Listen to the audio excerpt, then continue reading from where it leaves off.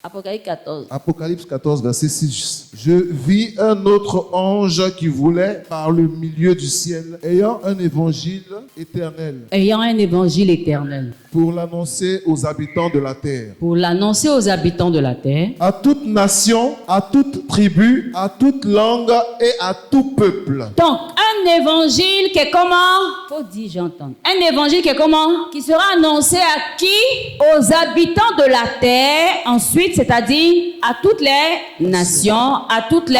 Et puis, à toutes les langues, à tous les peuples. L'évangile que les gens combattent pour dire non, allons à gauche, allons à droite là. On dit c'est éternel. Et c'est attribué à tout le monde. Tout le monde est concerné. On dit non, les Africains ne sont pas concernés. Eh, moi, vous n'êtes pas tu n'es pas sur la terre là. Continue. Il disait d'une voix forte, Il disait d'une voix forte, craignez Dieu craignez Dieu et donnez-lui la gloire, et donnez-lui la gloire, car l'heure de son jugement est venue. car l'heure de son jugement est venue. Et adorez celui qui a fait le ciel et la terre et la mer et les sources. Adorer qui? Faut dire, adorer qui? Celui qui a fait le ciel et la terre et la mer Oui. et les sources d'eau. Ok. Il ne savait pas comment celui qui a fait les cieux et la terre. Ça va être Dieu, non? Il s'est matérialisé en chair, non? Et quand il a pris le corps, il s'est appelé comment? C'est pas la même personne, on est en train de parler de lui. Mais pourquoi ils veulent nous fatiguer même? Continue. Et un second ange suivit en disant, elle est tombée, Elle est tombée. elle est tombée. Elle est tombée. Babylone la grande, Babylone la grande, qui a abreuvé toutes les nations du vin, qui a abreuvé toutes les nations du vin, de la fureur de son impudicité. de la fureur de son impudicité. L'identité originale.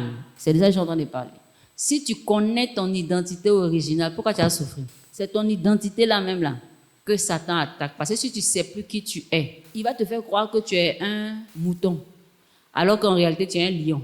Il va te faire croire que tu es un pigeon, alors qu'en réalité tu es un aigle.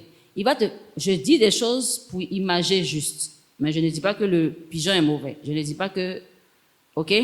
C'est juste des images. Pour dire que ta vraie identité, quand tu la connais, tu es plus efficace. La preuve, les enfants qu'on oriente dans les séries, là, on les oriente en fonction de leur facilité et de leurs dons, de leurs aptitudes. Vous me comprenez? Si tu es fort en littérature, on te met chez les scientifiques, pourquoi? Ça peut te tuer là-bas. Oui. Donc, quand tu connais ton original, tu agis mieux. Quand tu sais qui tu es, tu produis mieux de bons résultats. Alors, l'ennemi, pour pouvoir te nuire, il te déplace. Il te déplace de ton lieu d'expansion et de règne. Quand il t'a déplacé, tu es dépaysé. Et quand tu es dépaysé, avant que tu ne te retrouves, lui, il a déjà gagné en longueur d'avance. Amen. Travaille ton identité originale. Amen.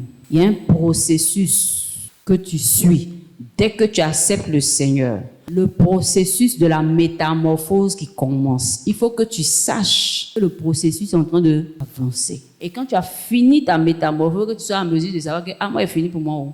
Donc maintenant, voici mon identité. Et en fonction de mon identité, je travaille. Amen.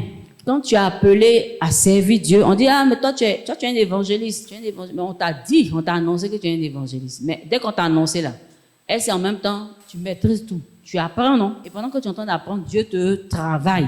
N'est-ce pas? Dieu te travaille, mais tu sais que tu dois finir un bon évangéliste. C'est tout ce que toi tu sais. La métamorphose. Ceux qui n'arrivent pas à finir leur métamorphose sont des monstres. Et le monstre produit de mauvais résultats. Il donne des fruits périmés, de mauvais fruits. C'est pour ça que tu dois te concentrer sur ton identité spirituelle. Parce que c'est le spirituel qui gouverne le physique. Amen. Si physiquement les gens ne te considèrent pas, mais spirituellement on sait qui tu es. Et c'est ce que tu ouvres ta bouche pour dire là, que le monde spirituel atteste. Parce que dans le monde spirituel on sait qui tu es. C'est pour ça que toute personne qui se respecte travaille son spirituel.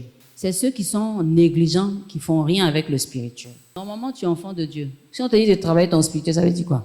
En tant qu'enfant de Dieu, travailler ton spirituel, ça veut dire que la première chose que tu dois commencer à bien faire, c'est lire la Bible. C'est la Bible qui va t'orienter. La parole de Dieu qui va t'orienter dans ton identité et qui va te donner la substance qui va te permettre de produire des fruits en fonction de ton identité. Et après, maintenant, c'est quoi? La prière. La prière. Maintenant, le jeûne, c'est si tu peux. D'accord? Parce qu'à arriver à un certain âge, on ne peut plus jeûner. On risque de se détruire. Mais si tu peux, tu le fais. Des jeûnes qui ne vont pas te détruire. Parce que physiquement, tu peux avoir une maladie. Donc, le jeûne peut ne pas aller avec ton corps. Mais si tu peux jeûner, tu peux jeûner. Après, ça, c'est quoi? C'est la connaissance. Amen. Il faut rentrer dans la connaissance. Pas où tu peux t'instruire en fonction de ton identité. Pour que tu puisses achever ta métamorphose. Si Dieu a dit que toi, tu es évangéliste, tout ce qui concerne l'évangéliste, tu vas là-bas, tu apprends ton identité originale. Demande à ton frère à côté, tu es qui en réalité? Parce que si les gens ont pris des centaines d'années pour détruire ton identité, c'est que ton identité, si tu connais là, c'est dangereux. C'est pour ça que quand quelqu'un veut te faire mal, il commence à te diffamer. C'est pas ça. Quand quelqu'un veut te déstabiliser, il veut tuer ta notoriété, il commence à te diffamer. Il touche à quoi? Ton identité. Alléluia.